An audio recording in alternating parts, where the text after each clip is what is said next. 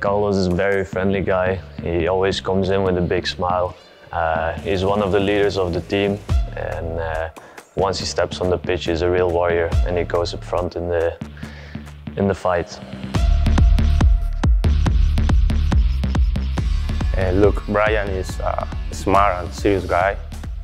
You know, when I came here, was the first guy to say to me how you feel, what do you need. So he's always available for other players, always with good capacity to solve problems on the pitch, out the pitch. And that's great because he's the face of the club, because he's the guy with more years on the squad.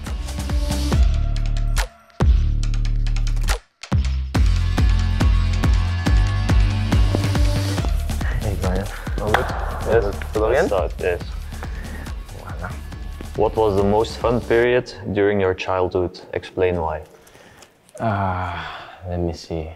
I think when I take my first football shoes was, I think, with 5 or 6 years old, and I started to combine the training with my team and also the school. So it was the most fun period for me, and for you was the most fun period. Also, I think when I started playing football, it was when I didn't play for a club. Always watched the games of my dad.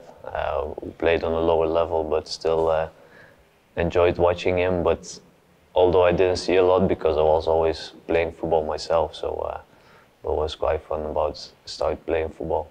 Nice. And you're starting carrots again?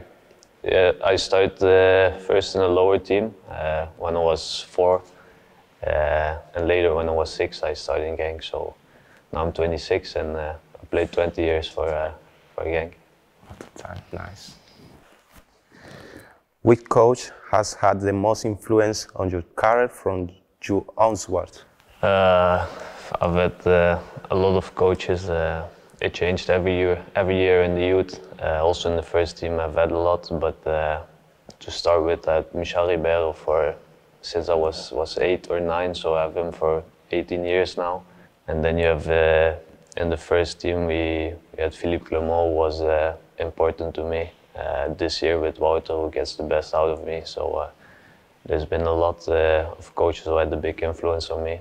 So yeah, I know Michel.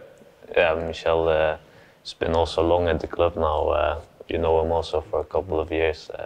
Yeah, look, Michel is an amazing person, because when I started the process with John, he was the key man on the squad with the Latino gang. You know, he started to explain everything, to give opportunity to the guys with the language, and then on the pitch we made great things in this season. So Michel is someone special for me.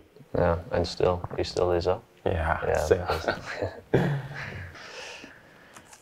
You have been an international in Colombia for several years. How famous are you in Colombia? Are you often recognized in the streets? Sometimes, not all the time. You know, we have more famous players in my national teams, like James or like Falcao. For example, in my city, in Medellin, when I walk, some people recognize me and they ask photo or something like that. But it's not all the time. I can do my normal things without problem, without fans around me. Okay. That's nice. I like it sometimes, but no in my holidays. And here in Genk is the same, or more people here? No. People in Genk is also respectful with this, and more the children, you know, they are fans, and you understand this situation. And you take the photo with guys. For me, it's nice. I like it. And you, Bryan, you are the famous Belgian in Genk. Yeah. When I walk through the streets in the city, or of course there are people who recognize me, but people are very respectful, and if they ask a picture or something, of course I'll do it with pleasure. So always nice to like have a small conversation with fans, and you know, people in this city describe you like a good person, you know. It's like Bryan is the same guy from the academy. He's so respectful, smart, talent. You know, for me that's great, because people have the same image of you than 20 years ago or 50 years ago. So I just try to be like the same guy I was when I was in the youth, and I think also the club stands for it, that everybody can be who he is, and you don't need to be someone else. You can be yourself, and Genk is a city with a lot of cultures, and also within the club you have a lot of cultures, and you see that everybody can be who he wants to be. So I think that's very nice about the club and the city. If you stop playing football, will you remain active in football, and in what role will that be? But it has changed over the couple of years. If you asked me 2 years ago, I would have said that I'll never become a coach, because it's just I don't like to talk a lot in front of a lot of people. But since I'm a captain, it changed a lot. I learned also to speak in front of the group. I'm still learning, but also, I talked about it with several players, like also with Pache. Pache wants to become a coach, so we already laughed about it. I will be as assistant coach, but I don't know. I like to help players, maybe individual, not as an agent, but like football-wise, maybe watch videos together about how they can improve themselves, guide them through their career. But I'm still thinking about it. For you, what is the ideal coach? What skills should he possess? In what way can the coach make or break the group? I had two sides.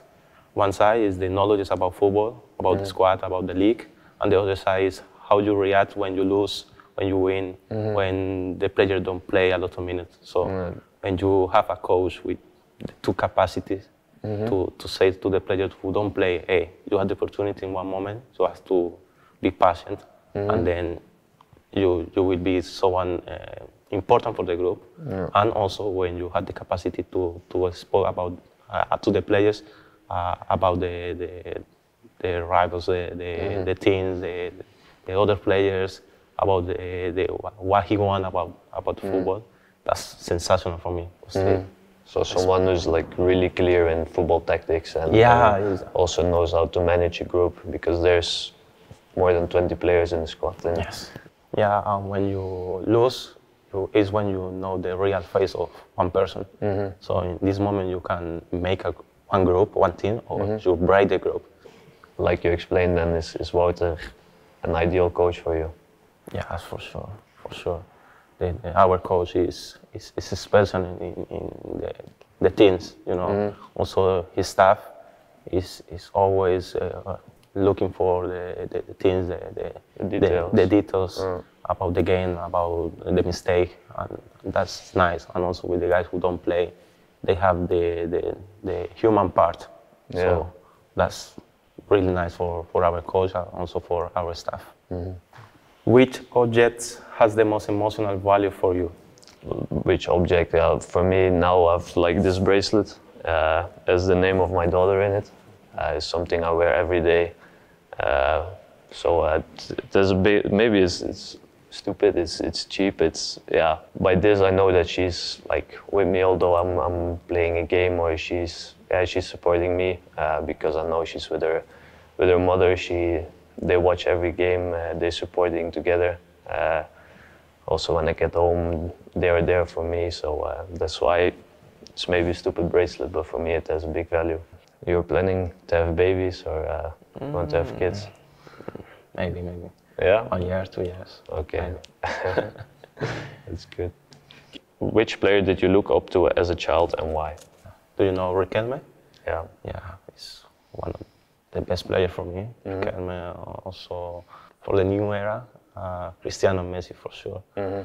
I love the style of the player with class, with good passes, assists, And in my position, I think Carlos Puyol was a leader, also faster, and with the ball was someone smart. So he was the most stronger player physically, the best player for sure not. But in my position, I have to look someone like him. He was also a leader and a warrior. When I was younger, the big Barcelona era with Busquets and Xavi, Iniesta yeah, I looked up to them really. Even now, I still like Busquets, the way he plays. Also like Toni Kroos, the way he plays. But those are exceptional players, but you still learn from them by watching how they play. They make everything look so easy, even the difficult things. And that's one of the things of football, that to play simple football is maybe the most difficult thing to do. So, but Also, what you do look easy, huh? no, I try to do the simple things, but It's great. We play in a sold-out stadium every week. What does that for you, and how do you deal with the expectation of our supporters? I think there's nothing better than playing in a sold-out stadium. When the stadium is full, it gives the team so much energy. I think you experienced it as well. This season was incredible with the fans, the way they support us. I think there were a lot of games that we maybe had some difficulties, but they kept on supporting us, that we maybe won it in the last seconds or the last minutes, and their expectations are high because Genk is a club that doesn't exist that long, but we still won some trophies, and there's a reason why the expectations are high. In the first place, they just expect you to give everything once you step on the pitch, and then they care less about winning and losing.